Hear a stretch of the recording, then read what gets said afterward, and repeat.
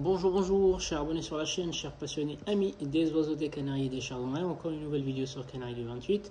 Aujourd'hui les amis, comme dans nos habitudes, en fait j'ai reçu plutôt un colis c'est de Animalist. On va l'ouvrir ensemble pour faire un unboxing comme dans nos habitudes. Donc à chaque fois, depuis 2 ans ou 3 ans, à chaque fois je reçois une commande, que ce soit pour du matériel ou que ce soit pour des graines, je la partage avec vous, sachant que je reçois de moins en moins, ou je commande de moins en moins de compléments alimentaires, parce que j'ai opté depuis un an et demi en fait plutôt pour la préparation naturelle. Mais en revanche, je continue quand même à commander quelques graines. Donc on va regarder ce colis qui vient de Animalist, ce qu'il contient. Je partage avec vous quelques prix les amis.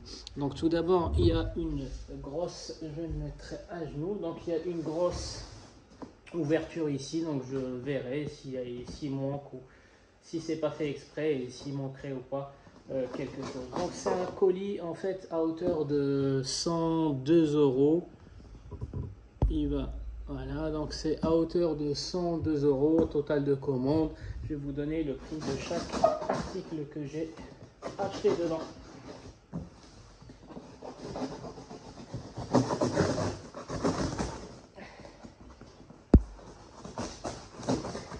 Donc, comme je suis pas dans le garage, j'ai pas le cutter. Donc, j'ai utilisé un couteau. Il n'y a pas plus basique que ça. Et puis, je vais commencer à... Alors, vous remarquez que... Ah, c'est moi, avec le couteau. Donc, vous voyez, je viens de vous donner la mauvaise habitude ou le mauvais réflexe, en fait, d'ouvrir un peu à l'aveugle. Et puis, j'ai percé, c'est pas grave, j'ai percé, en fait, le sac du chardon-marie. Donc, malgré que le site, comme vous voyez ici, c'est du chardon-marie, pardon, que j'ai dû payer. Je pense j'en ai pris deux pour 6 ou 7 euros, au grand maximum 8 euros. Donc le chardon-marie, alors c'est écrit en anglais, c'est écrit en italien, mais c'est pas écrit en français. Mais bon, pour les connaisseurs, vous voyez, c'est du chardon-marie. C'est ce qu'il y a de plus basique pour le chardon, hein. Donc c'est une source de choline, c'est une graine moyennement riche, mais qui va surtout servir à nettoyer le foie les amis, pour ceux qui utilisent des compléments alimentaires ou pour ceux qui sont en plein milieu de leur préparation parce qu'ils travaillent ou ils reproduisent un peu en amont par rapport à la nature. Donc beaucoup de monde se plaint concernant cette graine là parce qu'elle est un peu dure. Ok, excusez-moi, ça a coupé. Donc je disais, beaucoup de monde se plaint par rapport à cette graine là, soi-disant que c'est une graine trop dure, que les chardonnerets ne la mangent pas, etc. Encore une fois, il faut jouer sur le comportement acquis des oiseaux. Donc au début, il faut peut-être mettre du temps à leur expliquer que c'est quelque chose qu'ils doivent manger. Donc pour moi, quand ils sont jeunes, je vais la réduire en poudre à l'aide d'un moulin à café, un vieux moulin à café. Et puis une fois qu'elle est en poudre, j'enlève les écorces. Et puis je la mets directement dans la pâtée pour les bienfaits de cette graine-là.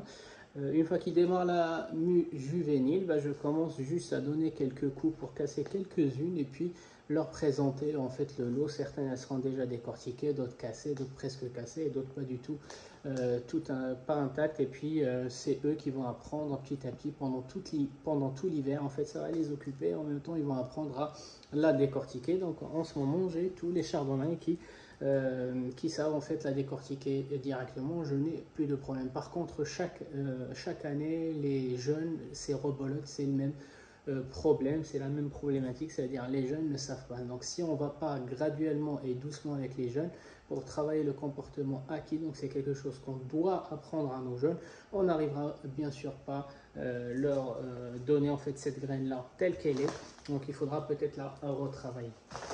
Ok, donc cette graine-là sert à nettoyer le foie et puis le chardonneret en raffole.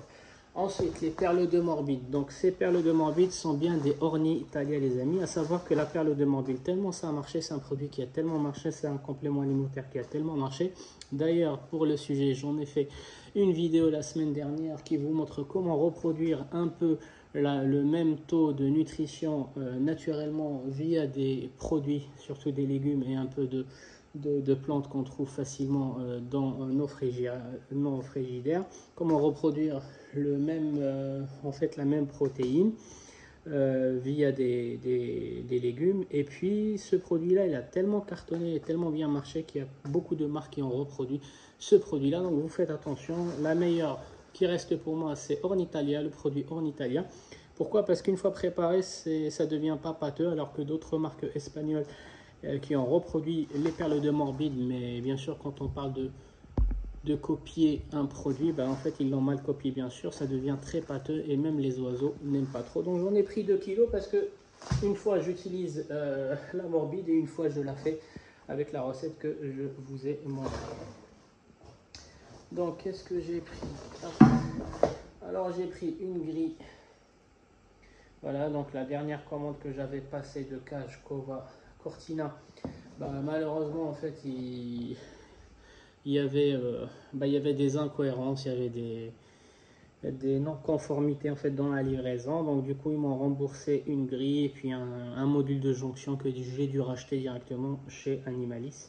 Hein, donc je ne vais pas vous donner le nom de l'autre site, l'idée c'est pas de salir des sites ou quoi que ce soit, ça peut arriver. Le plus important c'est qu'ils m'ont remboursé après la déclaration et puis j'ai réussi à en recommander via Animalis. Donc c'est une grille pour remplacer une grille déjà cassée.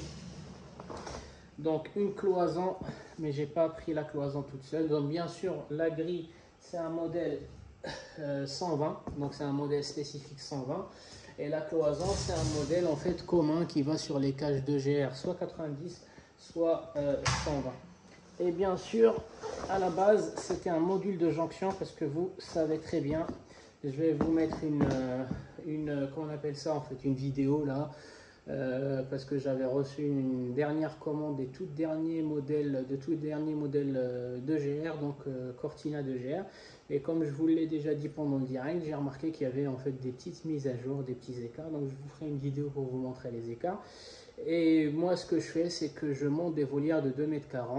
Et comment j'arrive à le faire, c'est que j'achète en fait 2 cages de 120 Cortina et puis je rajoute ce module de jonction en fait qui permettra de coller 2 cages et donc le module va se composer d'un module inférieur, d'un module supérieur et bien sûr la fameuse paroi. Donc logiquement ça se met comme ça.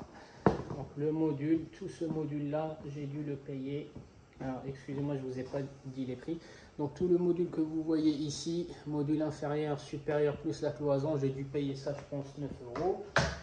La grille j'ai dû payer ça 13 euros. La perle de morbide elle est chère, j'ai dû payer ça je pense 10 euros le kilo, il y en a 2 ici. Et puis le chardon-marie c'est pas trop cher, j'ai dû payer ça je pense 4,50 euros.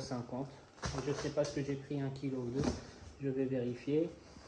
J'ai pris du chanvre les amis pour la préparation, donc vous faites attention, le chanvre c'est une graine très appréciée par les oiseaux, mais attention elle est traître, c'est une graine traître. Donc je rappelle que le chanvre c'est la semence en fait d'un type de marijuana, donc c'est un type d'herbe qui fait un peu planer, donc c'est pour ça ça fait aussi planer la graine, et l'huile de chanvre fait planer aussi les oiseaux, c'est pour ça il l'apprécie. En plus elle est facilement décorticable, elle est trop grasse. Donc 3 choses que les oiseaux préfèrent chez cette graine là, donc c'est pour ça ils vont en manger. Tant que vous leur donnez du chanvre, ils vont prioriser le chanvre, mais c'est à vous les éleveurs de faire attention aux quantités que vous présentez à vos oiseaux, parce que trop de chanvre, franchement, premièrement, ça va déséquilibrer les hormones, parce que ça contient aussi un taux de vitamine E, qui est aussi responsable en fait de l'excitation des oiseaux, en excitant aussi les glandes des cerveaux des mâles. Donc cette graine-là, elle est un peu traître, premièrement parce qu'elle peut facilement déséquilibrer les hormones des oiseaux s'il y a trop d'excès, et elle peut aussi déséquilibrer en fait le système digestif en créant des diarrhées. Les amis, c'est pour ça il faut faire attention. Mais l'oiseau, il ne connaît pas tout ça, donc l'oiseau, tant qu'il a la graine de chanvre parmi d'autres graines, il va choisir la graine de chanvre parce qu'elle est plein d'intérêt pour l'oiseau, les amis.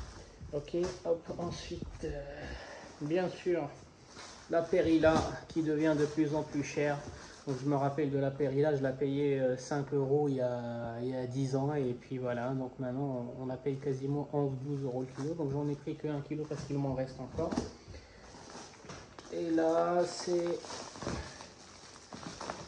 Ça va, je ne l'ai pas percé. Donc là, ce sont les graines de chicorée. Donc souvent, je parle de graines de chicorée comme source de fibres appréciées par les bactéries bénéfiques, par la flore intestinale en gros. Et puis les gens, ils pensent que je parlais de la chicorée qui était plutôt café ou je ne sais pas quoi en fait. Il y en a un qui m'avait dit que c'est ce qu'on trouve dans les grandes surfaces et elle remplace le café ou le chocolat. Non, c'est pas du tout. Moi, je parle de ça. Alors, je ne sais pas s'il y a un lien entre les deux produits, mais moi, je parle vraiment d'une graine de chicorée que je donne pendant toute l'année et surtout pendant la phase en fait de préparation et surtout la phase de blanchiment, donc le blanchiment. Une fois que je donne en fait mon produit pour blanchir, donc le produit naturel que je vous ai présenté l'année dernière, bien sûr, pendant 5 jours consécutifs, ça va un peu vidanger leurs intestins et puis je leur donne en fait la graine de chicorée pendant une semaine complète histoire de repeupler les tubes intestinaux, les amis.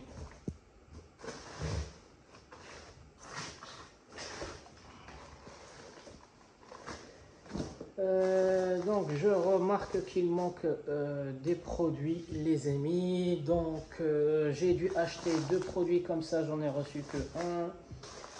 2 produits comme ça et j'en ai reçu que un aussi, donc je vais faire un petit mail informatif en fait parce que justement le carton était ouvert ici.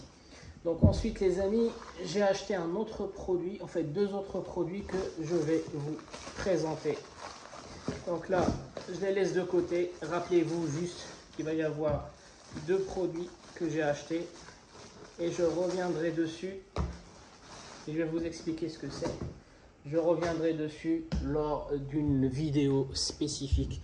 Je vais vous expliquer ce que c'est ces 2 produits là et pourquoi je les ai achetés et c'est quoi leur rôle en fait dans cette saison 2025 dans mon élevage. Donc on peut voir qu'il ne reste plus rien dans le carton. Donc voilà, donc 102 €, une grille de fond, un module de jonction, 2 produits que je vous expliquerai dans une des vidéos qui va suivre dans les jours à venir.